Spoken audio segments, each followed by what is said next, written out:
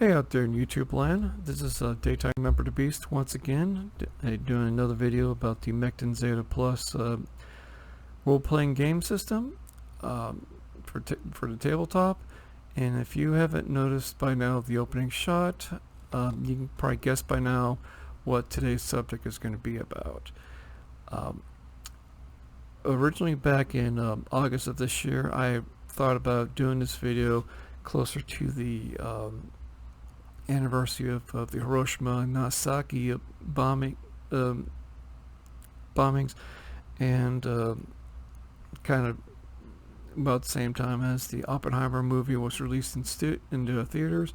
But kind of the last minute, I decided against it on this, for the grounds of at least good taste, and kind of finally got around to doing it now. It's kind of hard not to, for anyone in this day and age, not know what nuclear weapons are and what effect they have on our society as a whole, or if not a civilization. Its development and use have pretty much defined, on a grand scale, what how war and the threat of destruction really guide our civilization. As a child of the 80s, I grew up during the Cold War, and it's kind of hard not to imagine a time when threat of nuclear weapons were not being held over our heads. Kind of what I was thinking about doing with this video is take the rules as they are written in the Mekton Zeta Plus manual, and then compare them to another source, the Nuke Map website. If you're not familiar with Nuke Map, it's basically a graphical representation of the effects, or at least I say the calculated effects, of nuclear weapons and what happens when they are detonated. It's a rather interesting site. It tries its best to give, at least somewhat visually and technical terms, what happens when a weapon is detonated. I will have a link down below if you're interested in playing with the website yourself and kind of exploring some things. Then at the end of the video, I'm trying to talk about some maybe some improvements I like to think could be made to the rules as they are given, and then at the very end I probably will go over a demonstration of how to figure out what rules could be used to depict a particular event from an anime franchise. So without further ado,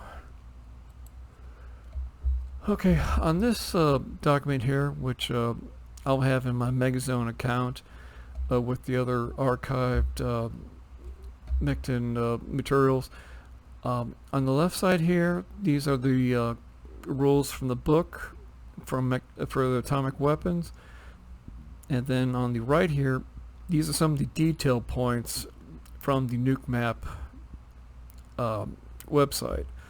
And I've tried to line them up together so that at least it'd be kind of easier to, as you read, one section of rules, kind of compare it to some of the technical details that the website gives.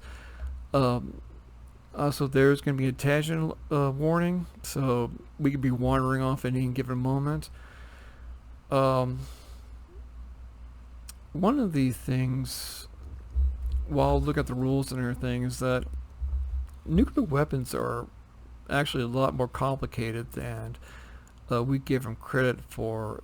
There's such things as a difference between what's referred to as a ground burst and then what is called an air burst detonation.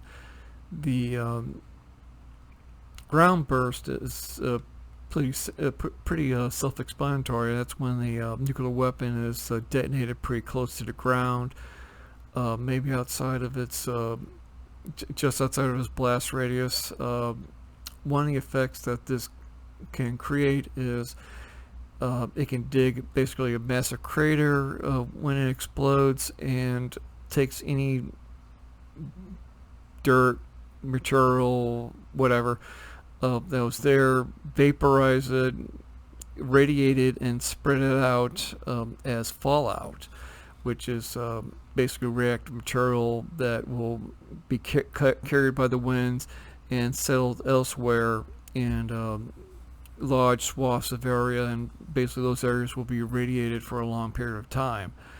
Uh, the rules as they are written don't really cover this, and I am not 100% sure as a game master I would feel the need to have rules for this. So that's kind of something I would think in most cases if a game master really needs to have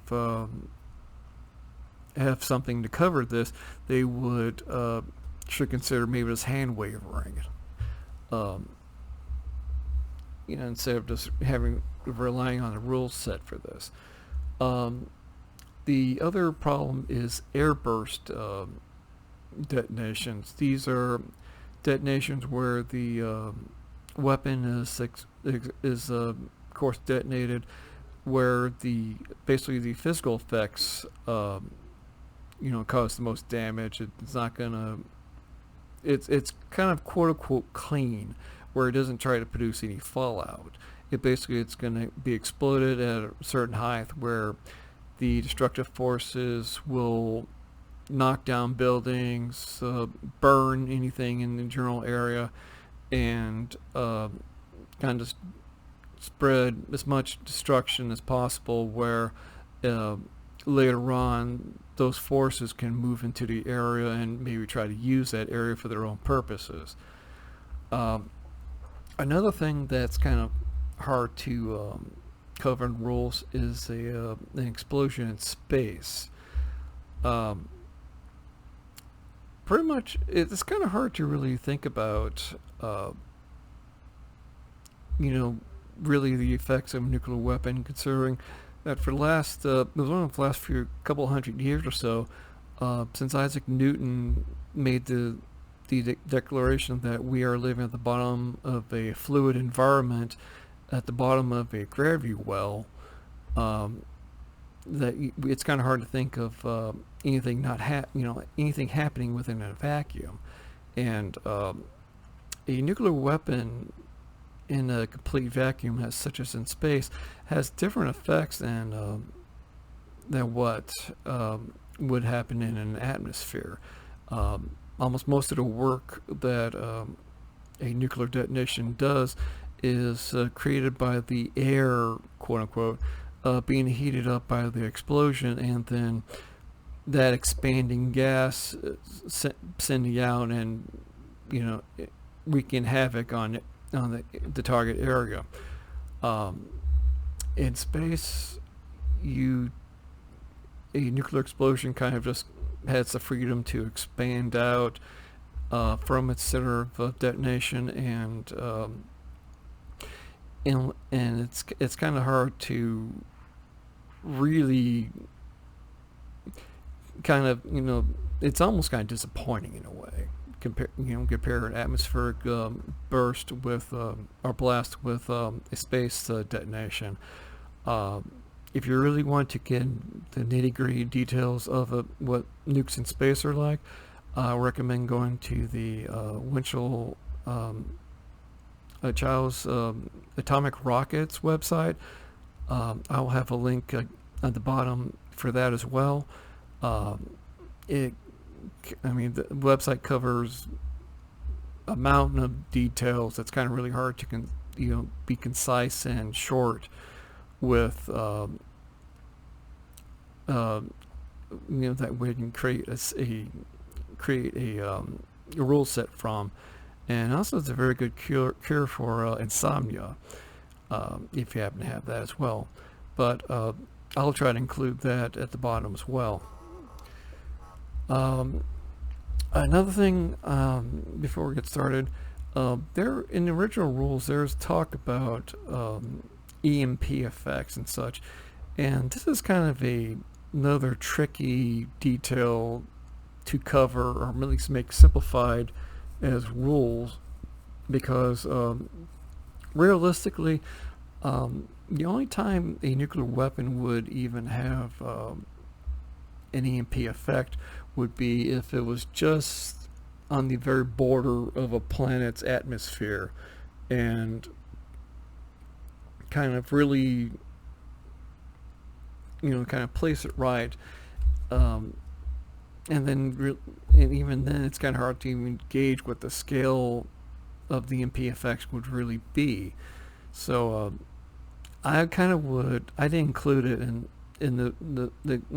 the rules here when I copied them over. I just kind of left them off to the side. That's kind of EMP is kind of like one of those boogeymen from the Cold War that it's greatly talked about, but it's still fairly misunderstood. So, but anyway, okay,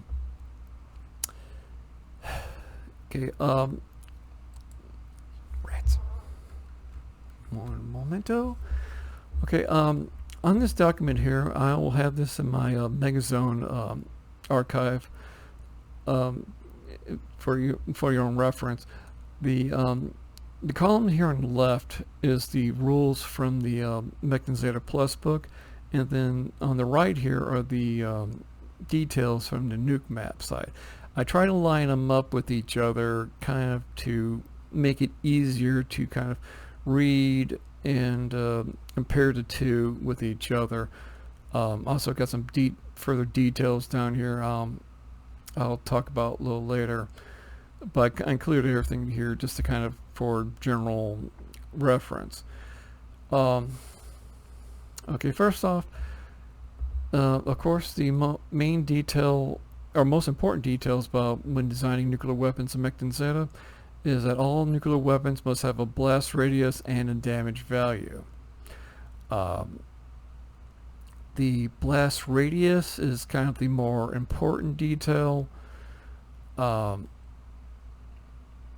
some games I've seen other people play, I've seen them kind of be a little bit more loose, or not as going as high value for damage.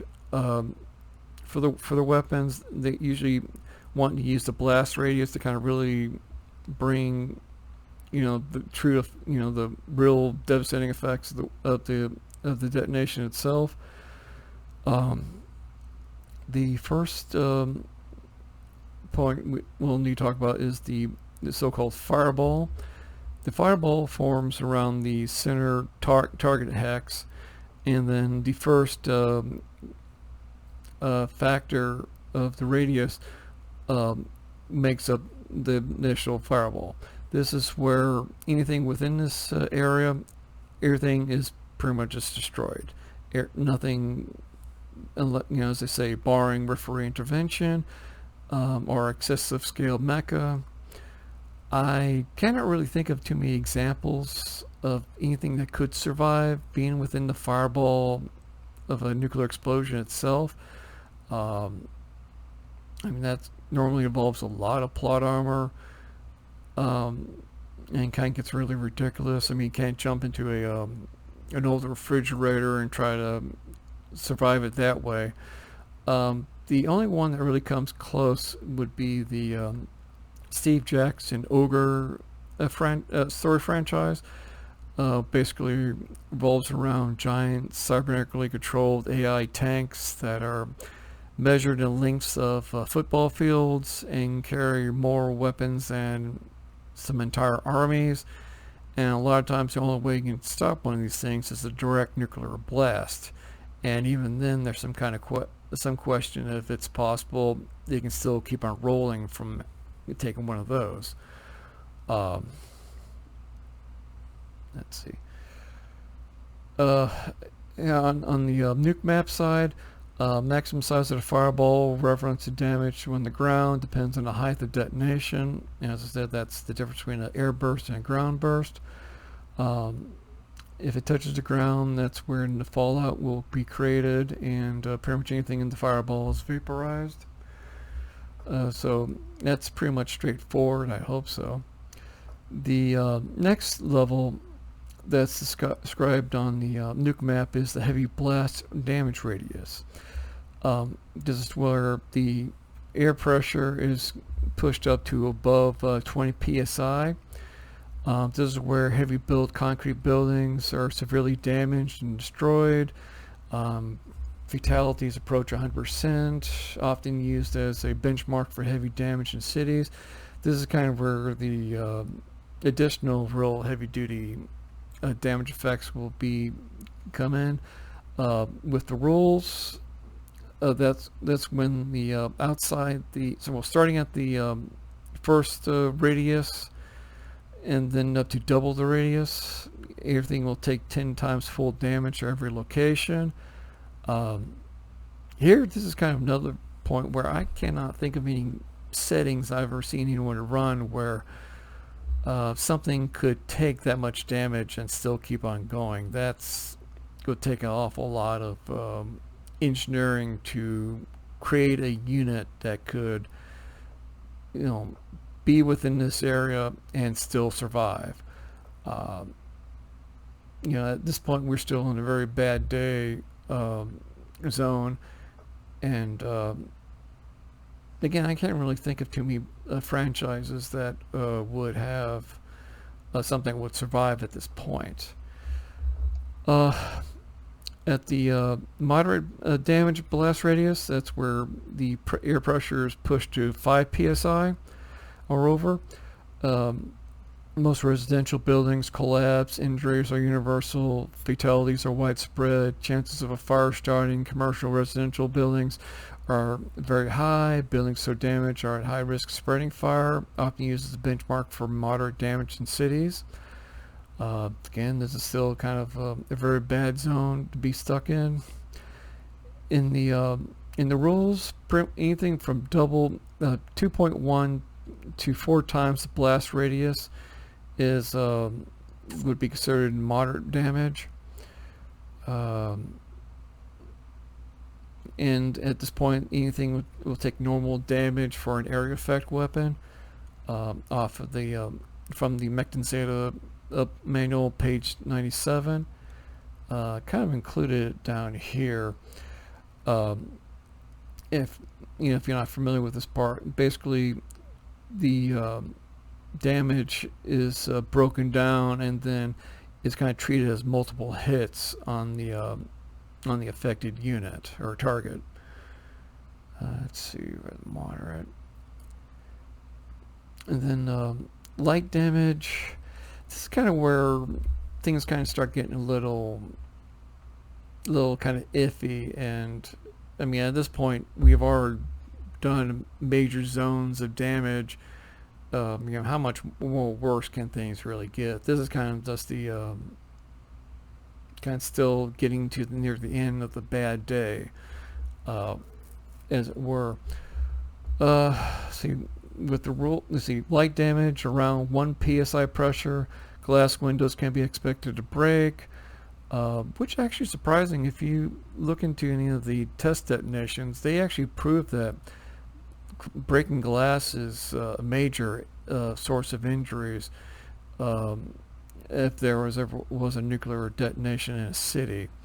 And it's I just kind of thought that was kind of rather fascinating, because many injuries surrounding population come to the window after seeing the flash of a nuclear explosion. That's kind of where they often talk about where people probably would really put themselves in danger instead of if you see the flash, duck and cover. If you see the flash and have a sense of morbid curiosity, this is kind of where kind of really get yourself into trouble instead of just ignoring it and getting to safety as quick as possible. Let's see, comes to the window after seeing the flash of a nuclear explosion, which travels faster than a pressure wave, often used as a benchmark for light damage in cities. In the rules, within 2 to 4 times the blast radius, all trees, wood structures, and other flammables are set afire.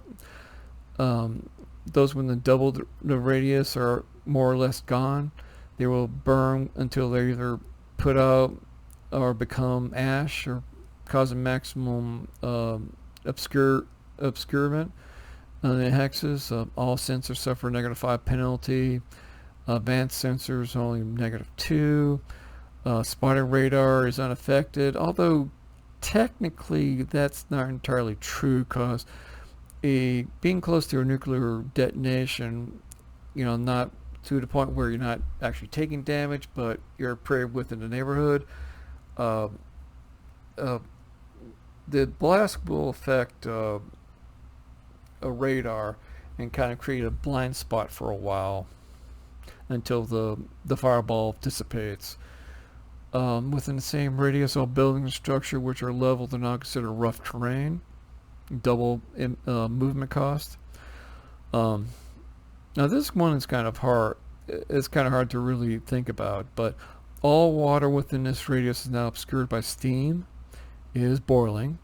Kind of not to get gory, but there was talk about during the Hiroshima and Nagasaki when people who survived the initial blast try to get down to the water and finding that the water is just boiling hot, and cause their already burnt skin to fall off. There's a lot of gruesome tales involved with that. Kind of real good depiction anime-wise for that is would be the Barefoot Gin series. If you kind of really want to, well, I'm pretty sure you don't want to, but it kind of really drives home what it's like to survive a nuclear blast at that point, and try to seek quote-unquote comfort for your wounds. Let's see. Boiling causes a -2 penalty to sensor throughout their hexes. This I would not. I'm kind of curious, question about whether I would want to have this -2 penalty combined with any of the penalties up here. And that kind of really might be something as a GM you want to think about for your setting, if you're going to if you're going to have your game evolve around this. All previously burning fires before the explosion are extinguished by the shockwave of the explosion. Now down here, Nuke Maps talks about thermal radiation and radiation, ionization radiation. These, I'm not entirely sure how I kind of feel about these, because this is more instantaneous of just being without per the rules, just being outside the blast radius. Being hit by the radiation and such, whether you want anyone exposed to this to instantly die or not. If they survive, which is kind of possible at this point, but you're going to have other lingering effects from radiation that you just received. So this is kind of an area where I kind of really not entirely sure how I would want to run the rules for myself, but that's something kind of as a game master you may want to think about. Let's see, down here, these two charts, the first one is from the projectile weapons section, and then the missiles section, covering their how to purchase blast radius effects and such. Projectile weapons, generally are limited only to up to 5 hexes, while missiles are given pretty much a wide choice of as high as many as 20 hexes for just a radius alone. And of course, when you think about how large these explosions you want to have, you can also play into effects of scale and such. Okay, so at this point, let's take a look at some real life examples here. Okay, this is the Nuke map website I was talking about. I decided to the way the website works is you can start out picking a location. Depending on how cruel you feel like being or whatever. I picked St. Louis because that's where I live, and considering how often I have to drive through downtown and have to deal with the drivers, it's kind of somewhat therapeutic to me to imagine, something proper happening to the city, considering all the trouble I have to go through. So, um, yes, I have that much dark humor, but I picked it because not only it's an area I'm familiar with, but also it's a location kind of right in the middle of the United States, or at least near enough to kind of drive home one of the other issues of scale that a lot of times people don't think about when it comes to nuclear weapons. Okay, let's start picking some toys. Okay, first off, I'm going to go with the Davy Crockett, which is was kind of one of the smaller nuclear weapons used by the United States military for a while. It was kind of really designed as a tactical weapon, but it's oftentimes, when you read documentation and such, it's more of a area of denial weapon. So let's see. I mean, this is not going to be like a major weapon, like say something that's more strategic, like Little Boy or Fat Man, or any of the current IBCM type weapons. This is more tactical, where it's generally designed to affect the more immediate area. So let's make it simple and go for air burst. Okay. This is what would a Davy Crockett, which is about 20 kilotons. No, it's not 20. It's about more like 100 tons. Some documentation kind of goes back and forth on what the actual explosive value is. This says about 20 tons. I've seen some higher projections, but I'm not going to worry about numbers. So you've got the St. Louis Arch here. So we got the old courthouse is there. So this is just general area. This is the fireball, which would be, according to the information here, and the radius would be 12.7 meters. So pretty much anything here is vaporized. The thermal. This is also kind of another thing to keep in mind about the David Crockett. It's a small weapon, but really it's not that efficient.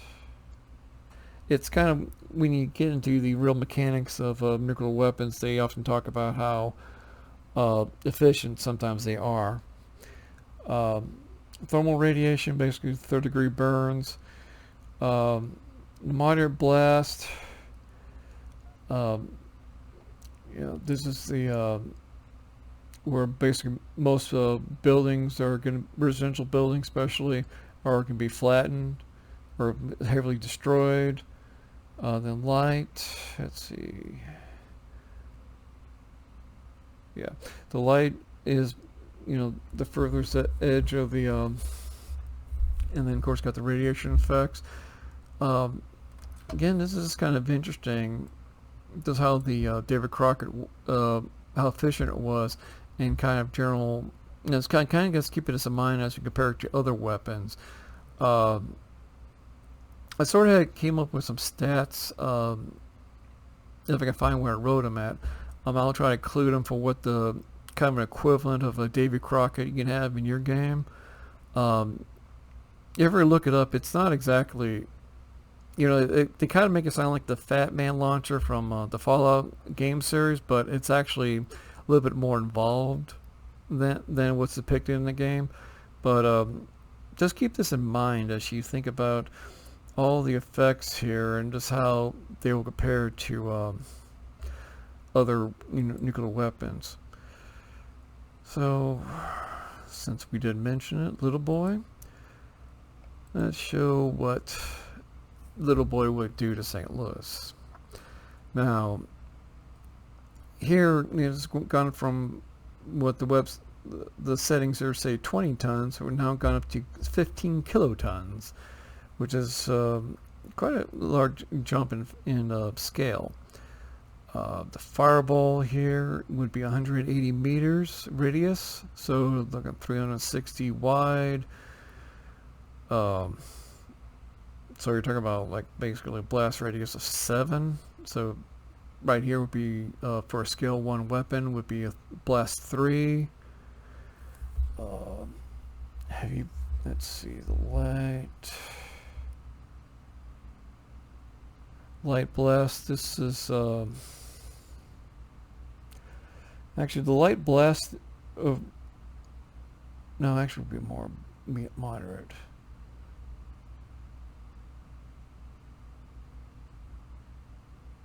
Yeah, I'm sorry, I'm mumbling to myself here as I'm looking at this, but you know, basically the first starting point we had here, little boy would just barely be able to fill this area right here, all the different effects that the weapon would produce. And then let's compare that to the Fat Man. One of the things about people talk about the differences between Little Boy and Fat Man is Little Boy actually was kind of rather inefficient. It's kind of stated that the amount of uranium that was used, it was like less than 1% of a gram out of the several kilograms that was used, which has kind of been compared to basically the uranium pit that was used as the center of the bomb.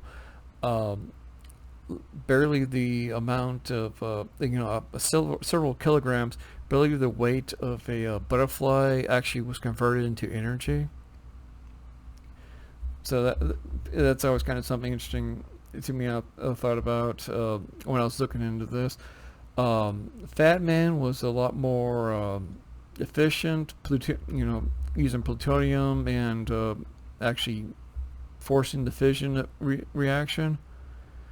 And you can see here, it was much more wider devastation than the original Little Boy. Although the effects are somewhat similar to each other. Let's see, moderate, 1.72 kilometers in radius. So if you want to say 4 times, so that's basically about 30 hexes, roughly, or a little bit more of a radius, so 60. So it's about a little 3 kilometers. You want to say 4 times. So about four radius in the rules that would be pretty consistent with that. Let's see, what's the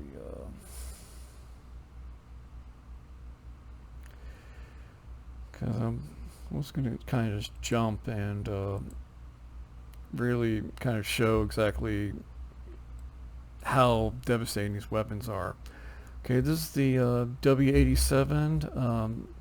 Currently this is mounted on the Minuteman III.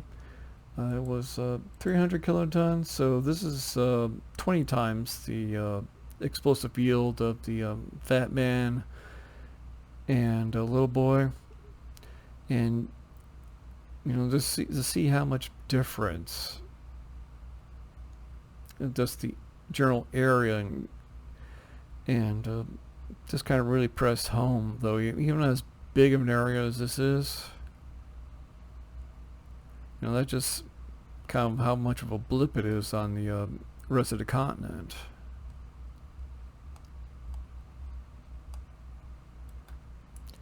So let's see, fireball, 0.6 kilometers radius, so 1.2 kilometers wide, so you're looking at I'm sorry, trying to do math. Basically, almost 30 hexes. No, actually, no, it'd be like 24. Wide fireball,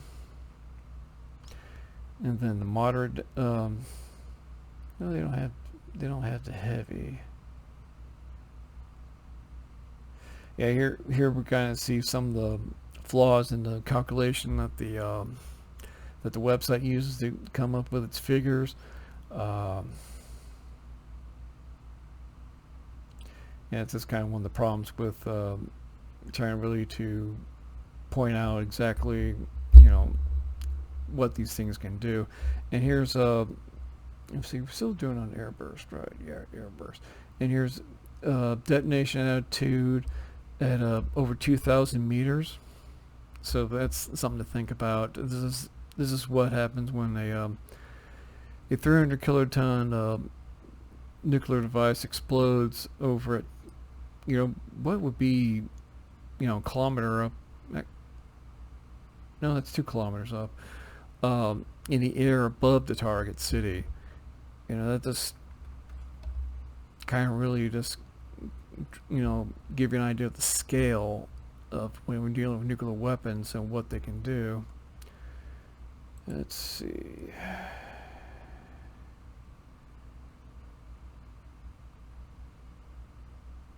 I really don't want to play too much, but this kind of, since whenever anyone talks about nuclear weapons, the Tsar Bomb, which was the largest weapon ever detonated by the Soviet Union, uh, you know, everyone always, you know, say, go big or go home. Uh, you know, this is kind of really show you, you know, what this is what 50 megatons looks like. This is 50,000 kilotons, so 300, over 60 times what the W-87 would have done. And of course, the Tsar bomb, as it was built, was really impractical because it was too big for the plane. It really wasn't. It was too big for an IBCM.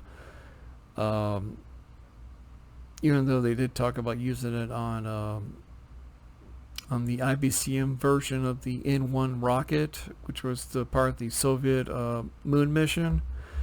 So, and this is where this thing just really start getting out of hand. And okay, yes, you know, right here is kind of St. Louis, downtown St. Louis, and see Boulevard High.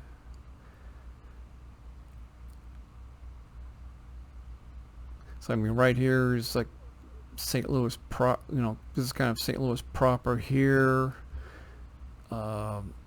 St. Charles is outside of St. Louis. This is basically 45 minutes from St. Louis to St. Charles via highway. Just kind of give you an idea of just the distances here. And let's back up. Yet still how big as the blast radius was. That's just kind of how, you know, much area effect of the continent is, as it is, it would be affected. Let's see. Of course, this is when. Of course, this exploded at almost 4,000 meters off the ground. So, you know, we throw a lot of numbers around, but just keep that in mind. This thing blew up 4,000, you know, almost 4 kilometers off the ground, and that's just how many tens of kilometers it's affecting. Let's see, we got 50. Since we're here, let's just go crazy and show the real, you know, the seriousness of what 100 megatons would do compared to 50. At this point, the website the calculations the website will create would just kind of start, you know, falling in on itself.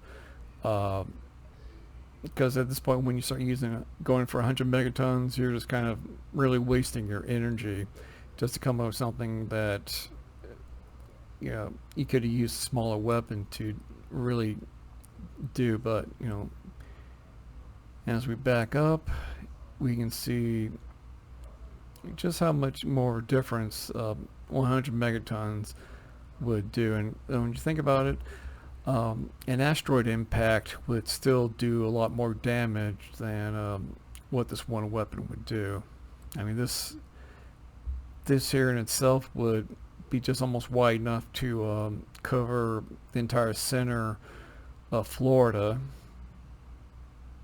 So I mean, you almost practically turn the whole state of Florida into two different areas with a radioactive DMZ in between them. So anyway, that's kind of just some of the things I thought were interesting while I was looking at you know, what these things can do. Let's see, where was I? Okay, I'm going ahead and jump to an example. Jump to an example from anime and try to you know, crunch numbers and come up with something. If you don't recognize these pictures, these are from would be episode 9 and 10 of Gundam Stardust Memories.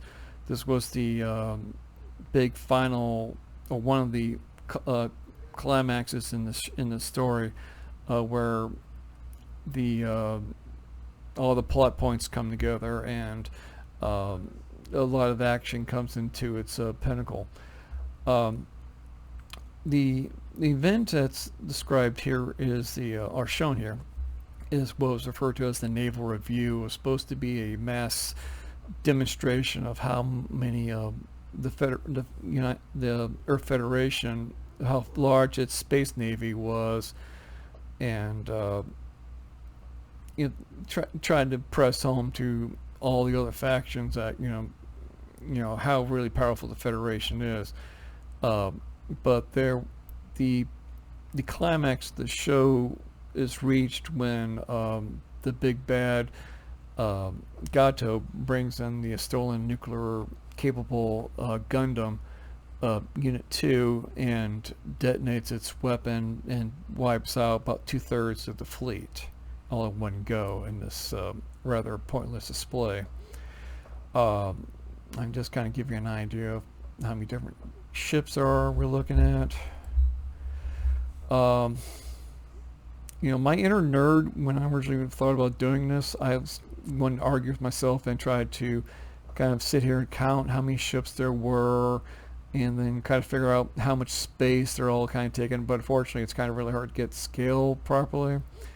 I mean, most of these ships are about 200 meters to 400 meters long. These are these are Semalis. Yeah. So that's about somewhere in the 200 meter range. That's Canopy Island, or otherwise known as Solomon. Kind of just give you a real good idea of what kind of large area we're talking about here. According to some production notes, Canopy Island was supposed to be about 20 kilometers wide, or in general.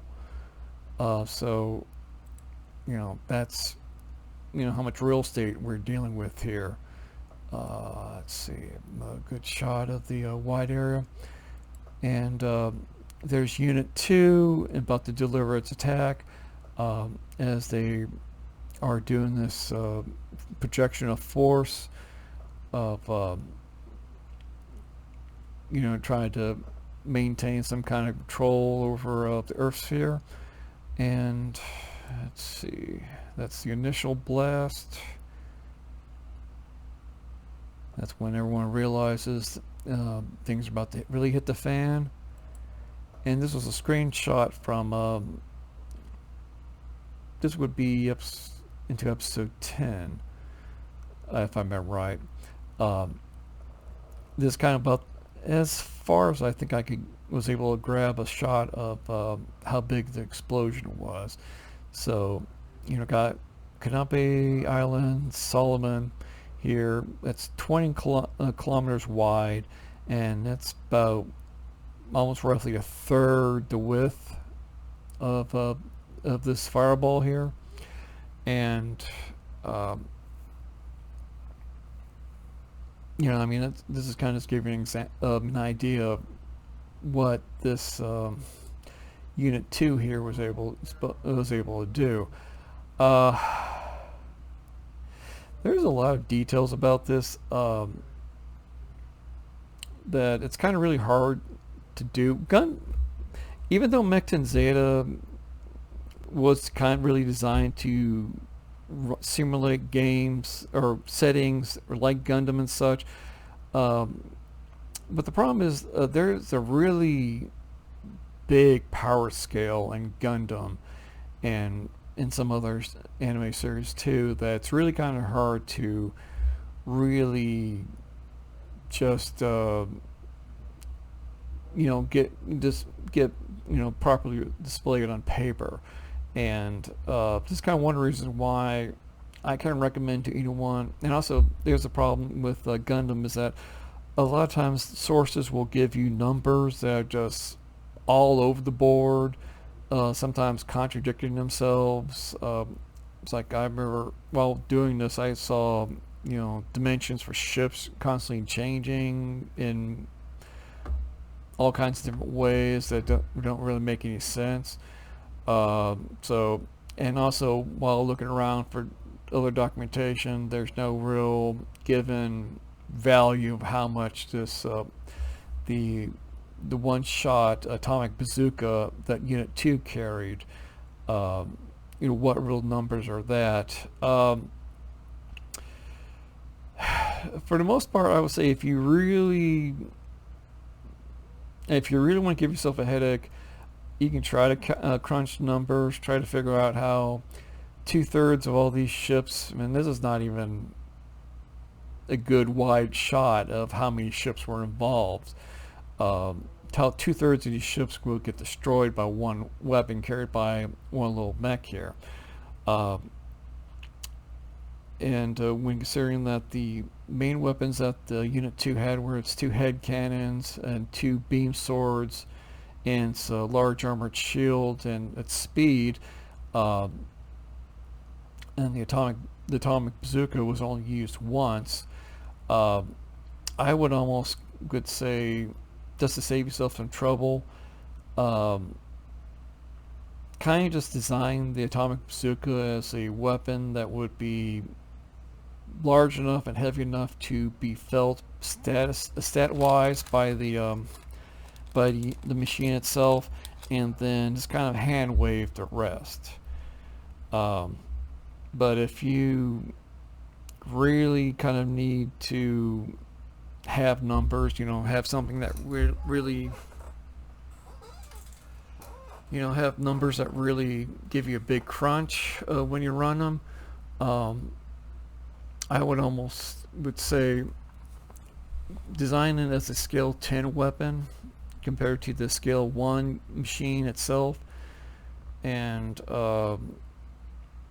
that should, for the most part, I mean, like I said, Kenobi Island was 20 kilometers wide, supposing at its widest point, and it's about a third here of the explosion. So we're looking at least a fireball, or at least heavy damage, or heavy blast radius of 60 or more kilometers. Scale 10 are probably, if you really need something, stat-wise, if you just don't want to hand wave it or you're just not comfortable hand waving it, just go with that. But the other detail that people often ask me about, as you can kind of see here, when it's before it fires, it's actually pretty close to where the explosion is going to take place. one of the things when you watch the show, the shield kind of forms, uh, kind of projects like a cloud of gas and tries to keep itself super cold, despite taking huge amounts of radiation heat. Um, let's see, some of the lore wise, they do talk about how the cockpit is specially shielded. Um, for stat wise, I would simply just get the shield a like a one-time use re-entry environmental protection, like maybe treat it like a balut. That's one of the inflatable balloons that would use to slow down a ship going through a planet's atmosphere. Um, it gives you its one-time use with a one-time weapon. Um, mechanics-wise, that should give you um, enough to play with. Now, some other details I kind of noticed while I was doing research into nuclear weapons is in the time scale that Mekton uses, it's about 10 seconds per turn. And technically speaking, in a atmosphere, a nuclear weapon actually, the nuclear reaction and everything goes on for as long as 30 seconds. So it's, if you're concerned about being realistic and that horrible R word, if you want to be kind of realistic, I would combine the nuclear rules with incendiary from the projection ammunition rules. That would kind of make the reaction last for about 4 turns. Of course, it eventually kind of gets weaker and weaker for each additional turn to the final 4th turn.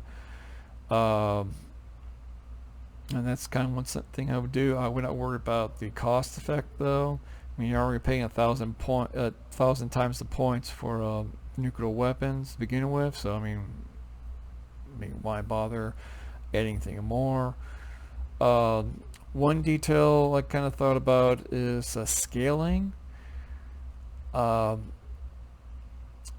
would kind of think if, say, a personnel or individual that was within the blast radius, and if you seen Indiana Jones and the Crystal Skull hiding in the refrigerator and try to protect himself that way from the blast, I would think, oh yeah, that's right. Kind of while looking into this, I remember that, as with a blast missile, if a blast radius projectile directly strikes a single mech or other target, that target will take damage as normal. Excuse me. Any target caught within the blast radius cannot dodge. Only parry if they have a DA0 shield. Damage when the shield's blast radius is all as an area effect. Since they only can try to parry, I would waive any effects for scale. Say like if a 1 scale or 10 scale weapon detonated, treat any smaller scale units or whatever in the area as being the same scale, so that you don't have any negative modifiers that could make it easier for say personnel. I mean, if you're got a character or something in that area, that may be something you might want to hand waiver, but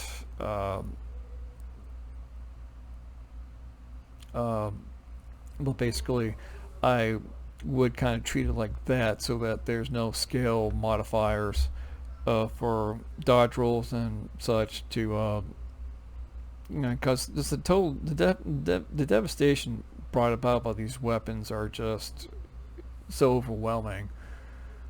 Let's see. We talked about the area effect damage. So Incendiary, anti-personnel effect.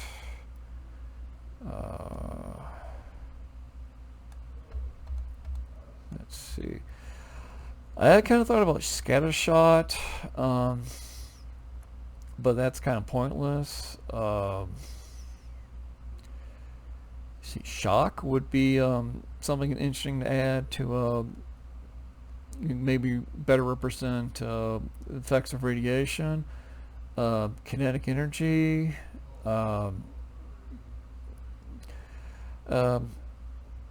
Tangler, I kind of thought about maybe for like the smaller, the initial detonation area, but you know, to like say the light or moderate area, but that's that might be kind of pushing it, just being maybe too cruel. Armor piercing, no. Disruptor, no. I think that's pretty much it. So anyway, it wasn't too many tangents, so we were pretty much kept to the original path. So yeah, anyway, that's my kind of rambling on nuclear weapons and Mekton. As I kind of showed in this on this website, this is just I mean, this is I hope this really drives home exactly, you know, just how powerful these weapons are and just the effects they bring.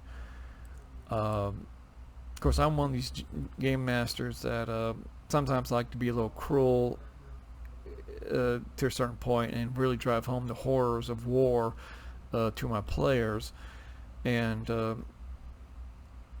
I just kind of hopefully I gave you some insight in how, you know, some of these are details that you may want to consider for your own games. But anyway, it's we're getting up to pretty close to the hour mark now. This is Daytime Number the Beast, doing yet another one of my little videos on for Mekton Zeta. And if you have any questions or anything, or maybe you want to do a rebuttal, just let me know, and I'll try to include a link to your video, or even maybe work with you on your rebuttal. I think some of these are just details that as players and as game masters we should work together and try to explore together. So anyway, catch y'all next time, and continue to have fun. Bye.